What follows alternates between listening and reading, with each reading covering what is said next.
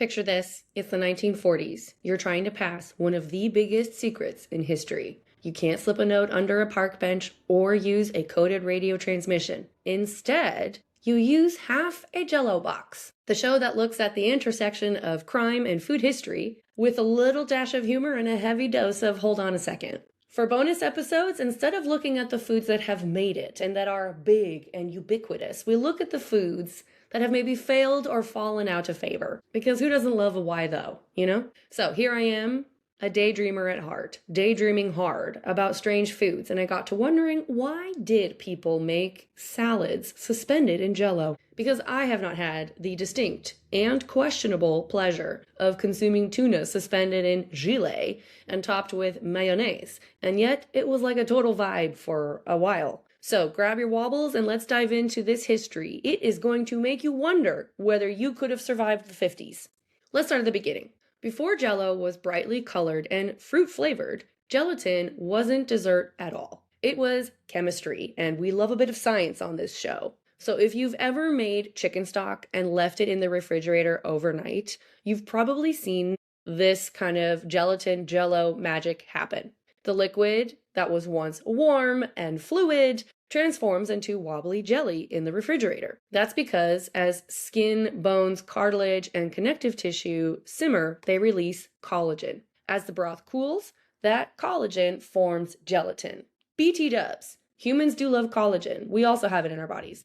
It's what keeps our joints flexible and our skin looking young. Okay, but related to broth. Humans figured out that this transformation from fluid to kind of wobbly thing thousands of years before anyone understood the science behind it. But since I love science, I'm gonna tell you anyway. Collagen is made up of 3 protein strands that you can envision a rope. They all come together and wind up as a rope. But when you heat it, these strands unwind and kind of just become noodles. So separate, long protein chains floating around. As it cools, those noodles turn back into ropes, but they stay in whatever shape they've kind of muddled into. They also capture water, and so that's what allows them to kind of wobble back and forth. Pretty cool if you ask me. This is also why Jell-O melts in your mouth, because our body temperature is hot enough to melt these coiled ropes of peptides into fluid. Ancient cooks noticed that this long simmered animal broth behaved differently once it's cooled, and therefore it was firm enough to slice and could preserve certain foods.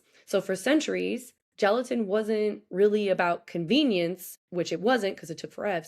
It was something that you could mold into something cool. It took forever because you had to boil bones for hours, then strain out impurities. You had to make sure the liquid ideally wasn't cloudy so that when it did firm up, it wasn't kind of this like, that's nice moment, but more of like, wow, it's clear and I can see what's suspended inside moment. So labor intensive, expensive, and usually only reserved for wealthy households. Because one thing that's always true in history is that time is money, friends. So by the Middle Ages, and especially in France, chefs had turned gelatin into an art form. These savory jellies, called aspics, which I do wonder if they could have come up with any other name, surrounded meats, fish, vegetables, eggs, even entire decorative displays for royal banquets. Banquets? I can't think of the word right now. That's okay. Suddenly, putting vegetables inside gelatin doesn't seem quite so random. It was like a whole vibe, a whole thing, a whole form of art. And then came the Industrial Revolution. In 1845, inventor Peter Cooper patented powdered gelatin. So now you could take the powder, mix it with hot water, let it cool, and you'd get Jell-O. It wasn't an instant success, though. It was just a solution to a big problem. People no longer had to spend an entire day boiling bones just to make gelatin. Half a century later, carpenter turned cough syrup maker Pearl White and his wife May mixed powdered gelatin with sugar and fruit flavoring. May knew how to make things taste better, and that's how her involvement really helped Jell-O become what it is today, because they were also the ones who called it Jell-O. But sales for Jell-O weren't great, and they actually sold the business for $450, which in today's money is $11,000, which in hindsight kind of feels like the moment people sold their Apple stock in 1982 because they didn't think that computers were going anywhere. We can all relate to that fear. It sucks. So the new owner, though, orator Francis Woodward, had a different idea. He was like, screw gelatin. We're going to tell them this is a possibility and we're going to market it like that. So he sends recipe booklets to households across America. Because remember, marketing levers at the time were like less than we have now. So he was like, show them how to do it, get it in their hands. Then salespeople, give them samples, which I kind of imagine is like a person, he's got a horse or a mule pulling a cart, and it's got all these little wobbly things on it, and he's just like handing them out, trying to make sure they don't melt in the sun. I don't know. Magazine ads also showed shimmering, molded creations that looked elegant, modern, and surprisingly easy to make. So now instead of spending all day making aspic, now you could tear open a packet, add some hot water, and have something that looked almost magical in minutes. By the early 1900s, Jell-O had become a household name, which is bananas to me because we are talking long enough ago, like Downton Abbey making Jell-O molds, and I don't remember that happening in any episodes. If you think of one, email me at truecrimeculinary@gmail.com. So then came another invention that helped launch Jell-O into the stratosphere. What is it? The refrigerator. As electric refrigerators spread through American homes during the 1930s and 40s, and especially post-war years, molded foods became incredibly practical. You could make them the night before. They'd stay cold. They looked impressive, and they were relatively inexpensive. They called them Jell-O salads, which I am curious how salad made it into that word. But the goal was to perfectly suspend fruit, vegetables, and proteins, even marshmallows, inside crystal clear gelatin, so that every slice revealed a perfect cross-section. It was kind of like edible stained glass. Now, this description made me think of the fact that actually I have been in contact with this type of thing since I was a little kid. I am German. Fam is German. Fam is also Spanish. But the German ones are the ones that are relevant to the story.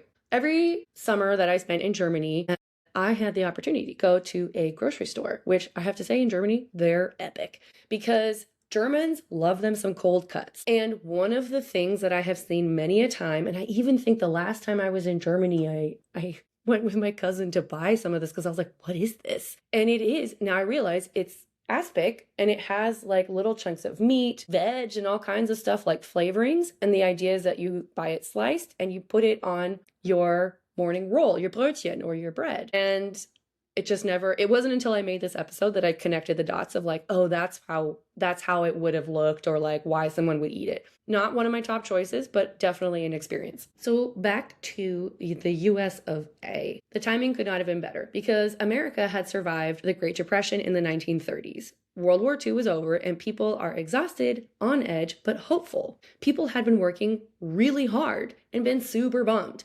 And now they're being told they can lean into convenience, and they're giving tools to do it because manufacturers were like, hey, hold my newly convenienced food. Let us bring on frozen dinners, cake mixes, canned soups, instant puddings, and of course, today's star, Jell-O. Today, we sometimes hear processed food and think like shortcuts and gross. But then at the time, processed food often meant progress because science had made life easier for people. And if your grandmother proudly served a molded salad in 1955, she wasn't old-fashioned at the time. She was a modern woman. Which brings us to the question everyone is waiting for. Why was there mayonnaise? Now, as a proud dipper of fries in mayonnaise, because again, see above German, the idea of mixing mayonnaise with pudding makes the spit in my mouth go a little funny, like it does right before my stomach engages in a projectile experience. But if you've ever looked through a vintage cookbook, you've probably seen recipes that feel questionable, such as lime gelatin, cottage cheese, pineapple, celery, olives, shrimp, and tuna, all in one. Then a generous dollop of mayonnaise, and they call it a salad. But here's the thing, people in the 1950s weren't thinking of Jell-O the way they do now. It wasn't a dessert. To them, it was kind of like this centuries-old way of serving food. And mayonnaise wasn't being treated like frosting. It was being treated like salad dressing, like kind of a ranch vibe. So many molded salads were meant to be served alongside dinner, not after it. And lime, at the time, was considered bright and refreshing, rather than what I would argue radioactive and candyish. So as lime gelatin salad with celery and mayonnaise wasn't as strange to them as it sounds to us, now church cookbooks were filled with family favorites, holiday tables featured cranberry molds, Bridge clubs served colorful rings of gelatin. Potlucks were not complete without at least one person carrying a suspiciously wobbly dish covered in plastic wrap. Some recipes have aged surprisingly well. Others, such as the one called the Tuna Ring Supreme, I would have to vehemently say, no thank you. Or another one, a shrimp mold. A cabbage suspended in lemon gelatin, which sounds like it's a treat in the moment and later. One recipe combined olives, onion, vinegar, celery, lemon gelatin. I am feeling the uncomfortable. So, what happened? Well, by the 1970s and 80s, American taste had started to change. Fresh produce became easier to find year-round, so you didn't even need to zhuzh up a can of peaches. Restaurant menus also reflected this shift towards fresher ingredients. So convenience foods stopped feeling futuristic and kind of started feeling processed. The same recipes that once impressed dinner guests suddenly reminded younger generations of kind of like grandparents' vibes. So why did Jell-O remain? Well, because kids love it, and I would argue college students. I did look up when Jell-O shots came onto the scene, and it is the 1970s. If you really want to go looking for some of this intensely inventive food, you can go to some church potlucks, is kind of the vibe I got, maybe some Midwestern family reunions, or there are actually groups who love honoring the 1950s and 60s, and apparently that is your bullseye for finding some of these delicatessens. And I felt like bonus episodes will not be complete unless I can find reviews of whatever we're talking about. So I went to Reddit because if anyone has opinions about these recipes, it's going to be Redditors. And they did not disappoint. I'm going to read you my top 4. Numero uno from Airplayed. They were as gross as they looked. The pineapple fruit were okay, but the ones with peas and carrots were very much like organized vomit. Number 2 from Cat from Jersey. My family's Thanksgiving tradition is lemon lime Jell-O mold with grated carrots and crushed pineapple. It's kind of a joke, but everyone loves it. It's very refreshing. My grandmother made it back in the day, then eventually passed the mold on to my mom, and when she passed, I took over the tradition. What I love about that one is that she's just kind of owning it. Sounds totally gross to me, but I love that she's owning it, and I support that. Number 3, slightly sane mom of 5. My grandma made a Jell-O salad in the 60s and early 70s. Lime Jell-O, grated carrots, grated cabbage, celery, and chunks of canned corned beef. It was always served first. I refused to eat it and was told if I didn't eat this green abomination, I wasn't allowed the rest of the meal. I cannot tell you how many meals I missed for years because I refused to eat the Jell-O salad. I cannot eat Jell-O or I get flashbacks. And yeah, no, that sounds pretty rough. I saved my favorite for last, just from Wolf Thick. One simple sentence. We used to call that Grinch poo.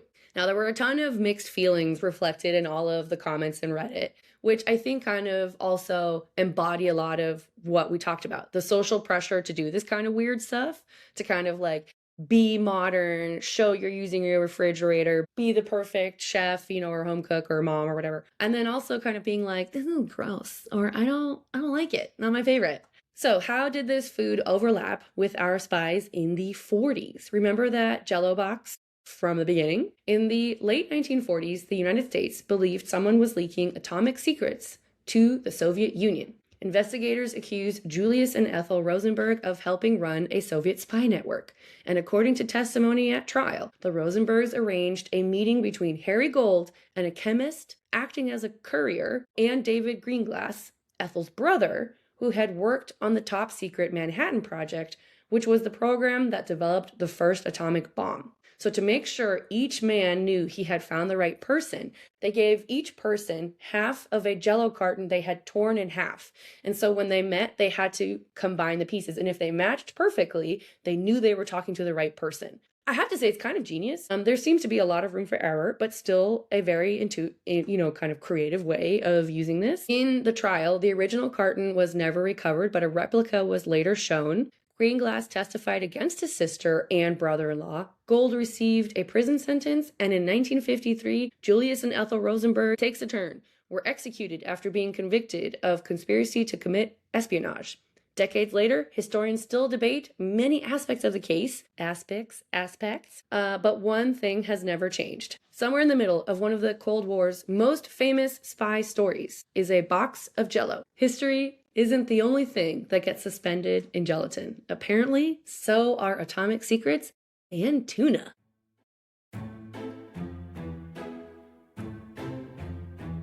Until next time, stay curious and be careful what's in your cup. Check out our show notes for sources, hit that subscribe button, rate and review the podcast anywhere you listen.